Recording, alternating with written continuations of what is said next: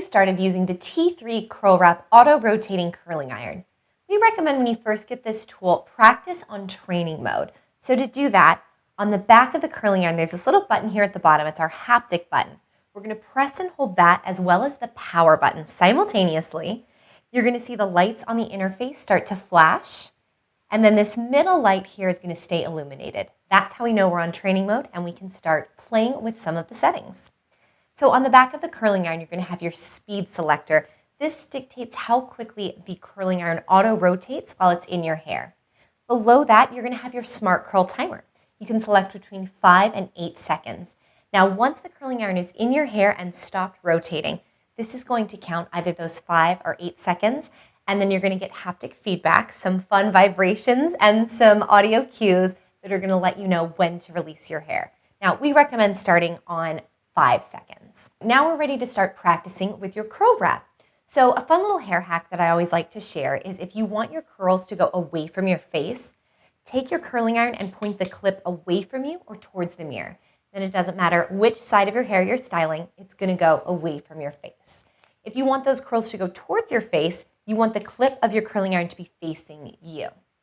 Now we can grab a section. I like to take a section that's about 1 to 2 inches. We want every strand of hair to come in contact with the barrel so we can get the full styling benefits. Now, as I place my section in the curling iron, I don't want it to be too low on the clamp or too high. I sort of want it right here in the middle. And I place my hair in with 1 or 2 inches left to go, and then I pull the curling iron down like so. Now we're ready to curl. So I had curled my hair all going away from my face, so we're going to do the same thing right now. And I'm going to go ahead and push the auto twist switch away from me. And now we're curling. And then that smart curl timer is going to let me know when it's time to release my hair. There we go. 5 seconds. Now we're on training mode, so there wasn't any heat, but now we have a feel for the functionality of this curling iron. Oh, and one more thing. We've got the home button.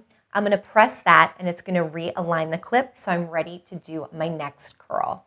Now that you've tinkered with your tool in training mode, you're ready to start heat styling. So to get out of training mode, I'm going to press and hold the power button. Now to turn on the curling iron so that it could heat up, I'm just going to press that power button once.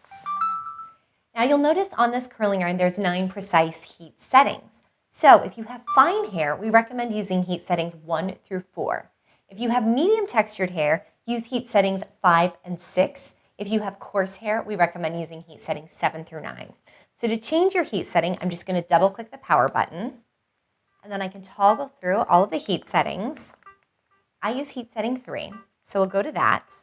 Once you're on that proper heat setting for your hair type, you can stop pressing the power button. The tool's going to heat up and it's going to beep to let you know when it is up to temperature.